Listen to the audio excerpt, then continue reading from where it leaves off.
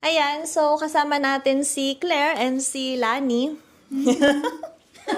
Hi everyone, I'm Claire. Born and raised in Cebu, but proud taga Jensan. And shout out to my family in General Santos City, in Finland.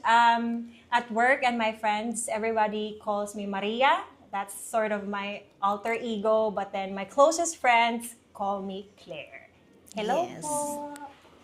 Gaano ka nakatagal sa Finland? Soon, 7 years. Magsa 7 years ka naman. Yeah. Ang bilis ng panahon. Yes. Pasensya na kung Inglesera, taga Cebu, so I'm more comfortable English. Kasi magbarok na Tagalog, so English na. Nung nag-move na ako officially sa Finland, ang first ko na ginawa is to search our church. So that's where I met you and our other friends, and also Lani. Yes. So for me, it was an instant connection kasi that time I was living in my mother-in-law's place and Julie was in Lahti. Yeah. So, Medyo close na Yes. city. So, kwento mo naman yung life mo sa Philippines before Finland. I'm the youngest and I really wanted to become a doctor. Oo nga, nakwento mo nga yan dati. So, yun yung pinakauna ko na dream. Gusto ko maging doctor. As we all know, ang education sa Philippines, especially if you want to be pre-med, it costs. So, hindi afford ng family ko. So, one day, may nakita akong aircraft na dumaan. Tapos sabi ng nanay ko, mag-cabin crew ka na lang. Mag-flight attendant ka na lang. So, sabi ko, parang masarap pakinggan, pero I don't really know the job description. But then after college, since walang ibang opportunities, yung ate ko, she was working with NGU. So marami siyang mga connections. So may isang 4-star hotel in General Santos, the first 4-star hotel in General Santos, they posted a job application na respa or like receptionist. So my sister told me like, hey, since fresh graduate ka and hindi naman kayang mag pre-med. So try customer service. So I went there. I liked the customer service industry. But then one convention happened. Every year there's a tuna festival in General Santos. So Tuna Festival. Tuna Festival. Yeah, so all the companies, including airlines, cargo, so they go in this one big convention. And then, of course, my shout out to my sister. Ano name ng sister? Namit na namin siya, Hi, Ate diba? Bing. Yes, Bing or Chris. Yes. So she always gives me these gigs, you know. Yeah. And go there and like, become like a receptionist or something like that. So, siya talaga yung number 1 na nag-push sa'yo before. Yes. So I met a lot of people, including airline staff, Cebu Pacific. Yes. So they encouraged me like, hey, would you like to submit your CV? There will be an open day in Davao. Oh. So that was the first stage of my flying career. So I went to Davao and I secretly went there. I did not tell my tatay. So I just went there and I did not have like pamasahe. So it was my kuya who encouraged me like, hey, I have like 1,000 pesos. You use this and then you go to Davao, prepare yourself. And according to him, magpaalam ka kapag natanggap ka na. Para hindi ma-jinx. Jinx. Yeah. So I went there and then I was shocked. My enthusiasm went down kasi I thought parang siyang pang beauty queen screening. And yung mga kalaban pang Miss Davao, Imagine my confidence went down. So I was like, but since I'm already here, so I'm just gonna push through. na lang, yes. I went from stage 1, nakapasa, and then stage 2, and then the last stage was like the final interview, and then and the same day they gave you this letter if you're going to the same day? Yes. So it was a 1-day process. So, nakuha ka na doon agad? Yes. Smooth. So I would say out of 2,000 who applied, they really, narrow it down to at least 20. Kano katagal yon yung from nagpila ka to first flight? I think mga 4-5 months. Ah, talaga? Yes. Ang The tagal training was din. really long, tapos very hectic, tapos madaming aaralin. Ano yung pinaka na-enjoy mo being a flight attendant? Every day is different, meaning you don't get to work with the same person every day. So, you look forward every day kung sino makakatrabaho mo. And every day is different. Kasi ibang destination, iba yung challenges. Tapos, you meet new people, but then you realize na connect kayo agad. So, that is the reason why in airline industry, there's a specific personality na nakakapasok. kailangan. Oo. Kasi, you have to be a team player. Oo. So, Hindi pwedeng hindi ano pwede ka- yung kanya-kanyang buhay. Yeah. Medyo mahirap din yun, no? Kasi syempre every flight ninyo, Tapos Iba-iba. iba-iba. Tapos Yes. yung So, hindi different mo- personalities True, niya. true. so paano ka magko-connect sa kanila agad-agad? Na, Yes. Miss Congeniality. Oh. Ano yung hindi nakikita ng mga tao sa job mo? Bunions. Ganon? Siyempre, hindi nakikita. Tagong-tago. Tagong-tago yung bunions. Laging nakasmile, di ba? Yeah, kidding aside, it's really tiring. It takes a lot of grit and physical strength. And you have to have like this body clock that you can easily adjust. Everything is covered with, makeup or how we present ourselves. But then deep inside, it's really tiring. Mga pagoda na pala sila. Pagoda no? talaga. Hindi mo alam yung na may pinagdadaanan yung colleague mo. Then we keep a poker face and we continue to be like professional. But Yeah. behind that, stress, fatigue, time difference, and as we all know, 10 times yung fatigue na experience ng mga Nasa travelers taas. sa taas. It's because of the pressure and then crossing time zones. So, it's not for everyone. Sorry to, Burst your bust bubbles. your bubbles. Ano but na lang then, tayo talaga?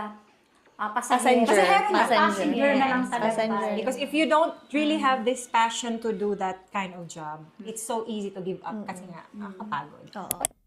Kailan yung moment na napaisip mo na dito ka na sa Finland magsettle? Or naisip mo na ba? Nagkaroon na ba ng moment na dito ka sa Finland magsettle? The first time na pumunta ako sa Finland as tourist, Oo. tapos yung flight from Singapore, and it was like Finnair, Airbus 350. So pagkapatong ko sa eroplano, sabi ko, wow! Maganda. Yes. So sabi ko, okay, minanifest ko agad, sabi ko, I will be working here someday. Tapos pagkalapag sa Helsinki-Vantaa, syempre summer ako pumunta, it was full of greenery, talagang puno, like, Pagkalapag namin, tapos pagkadating namin doon yung drive pa lang papunta sa bahay ng mother-in-law ko, doon ko na-realize na, ay, pwede ako dito. Kasi I like nature. Ano yung biggest shock mo nung dumating ka dito? Hindi sila masyadong approachable. Ibig sabihin, they really keep distance. Yeah. And hindi sila yung unang nag-hi. So, hindi ka na culture shock? Ano? Na-culture shock ako. Kasi ibang-iba sa mga countries na napuntahan ko. But once you first say hi to them, nagre-respond din naman sila. Hindi naman sila yung mag-i-snap. Yes. Oo. Pero was it an easy decision na na dito na ako magsisettle? Well, I never had a choice because during pandemic, Yeah. talagang we were forced to go back to yeah. Finland, which was the best thing that happened, at least for me and for my family. Yeah. So during the pandemic, I realized that I was so blessed that I got stuck in Finland. Yeah. Even though the world was like a bit, facing uncertainty, pero when I was in Finland, I felt like it was normal. People were keeping distance. Nobody was talking to you. Normal. Ang Yes. distance. And then my nature, so everyone can go out. Oo, yeah. Yes. Wala yung mga yung talagang mga... Wala yung mga Ano yung strict talaga? lockdowns. Oo, na you yung have mga to- lockdowns yeah, talaga. oo. Yeah. So I really appreciated that time na during the peak of pandemic, I was in Finland. Yeah. Ano naman yung biggest fear mo before moving to Finland? I think wala. Because nung bata pa ako, I already knew that I will be living abroad. I just did not know When. where and when. Oh. I did not Talagang see myself... na-foresee niyo na yung sarili niyo I did abroad. not see myself settling in the Philippines. Yes. Sabi nga ng ate ko, ambisyosa daw ako. Kahit nung mga bata pa Good kami. ambition naman. Yes. In one word, how would you describe your life now in Finland? I would say blessed. Grateful. Yes. Ikaw grateful. Grateful. Blessed ako because when I moved to Finland, parang nakahanay na lahat yung mga bagay na gagamitin ni God para makasurvive ako. My church, my friends, my job. Grabe, no? Family. Ano talaga siya? It's for you. Yes, I think so. Ano ang meaning ng simple life sa'yo? Para sa akin, yung meaning ng simple life is just being healthy, surrounded by your family and friends. Wala na akong hihilingin pa. Once na-experience mo yung simple things, hindi ka na titingin sa other side of life na you need to purchase this to be happy, you need material Oo nga, things. na material wealth. Yeah. Yes. Kaya nga, kapag nagbabakasyon ako, like tayo sis, pag nagbakasyon tayo sa other countries, tapos na-miss natin agad yung Finland, di ba? Tapos pagbalik natin sa Finland, ang sarap. May moment ba na ginusto mo pa ding bumalik ng Philippines? Sorry, parentals, wala. I miss my family most of the time. Pero whenever I go home to the Philippines, I feel like there's nothing really there for me. Yeah. Career-wise, Family, yung yung family, own andun lang family. yung family ko. So, I really feel na I belong na sa Finland. Eh, eto naman sis, how did you deal with loneliness or adjustment? Well, the very first thing that I did when I officially moved to Finland is to find our church. Yeah. And I knew that instantly I will find my friends there. So it's Right. very Kaya important right, if you live. Yes, if you live Right, abroad, you find your people, you find belongingness. Paano ka nag-adjust sa buhay mo dito sa Finland? For me, the biggest adjustment is to adjust your mindset. Ano yung small wins mo na hindi mo makakalimutan? Small wins? Very good question. I think when I realized that I can be away from my family, pero I can thrive. I was being more Yeah. independent in Finland. Oo. Yes. So, ano naman yung natutunan mo about yourself during this phase or during yung phase na building your life here in In Finland? Finland. Yes, oo. I realized that I have this courage to be alone and to navigate things by myself. So, bago ka naging flight attendant, meron ka bang ibang naging work? In Finland, yes. So I was really determined to work, and from the back of my mind, I really wanted to go back to flying. And the only way is to go to the airport. And literally, I found my first job at the airport. So I was a receptionist or a lounge associate in one of the lounges at Helsinki Vantaa. Yes, and it paved the way. So, paano mo nakuha yung opportunity na makabalik to flying? So I saw in job ads, Barona. Barona. Then I read through the requirements na pasok pala yung experience. So di na ako nagpatumpik-tumpik pa. Siyempre, di ba, matagal-tagal ka na rin dito sa Finland. So, pwede bang itanong kung Finnish citizen ka na ba? Yes, I am a Finnish citizen now. Nakadual ka? I am planning to apply for For Philippine dual passport. pa. Kailan ka kailan mo nakuha yung citizen? 2 years ago. last Sorry, year. 2 years ago. Oo, 2 years ago. Finnish citizen ka na nung flight attendant ka? Yes. Oh. Yes. Diba, Finnish carrying citizen ano ka na mo? talaga. Talagang carrying the Finnish flag na siya nun. Oo. Na? So, message naman sa mga OFW, sa mga aspiring or mga na-inspire na mag-work abroad. Ano yung message mo sa kanila? Free pong mangarap, but it's very important that you put on a lot of hard work. Malungkot, yes, to live abroad, but then try to find your people and try to reconnect with them. Not too much, I suggest. Just enough that you still keep, the other side of yourself. Because at the end of the day, even if we become Finnish citizen or other citizens, you will always be a Filipino by heart. Yeah. Yes. Siyempre, So, proud Pinoy pa rin tayo. Proud Yes. Pinoy pa din tayo.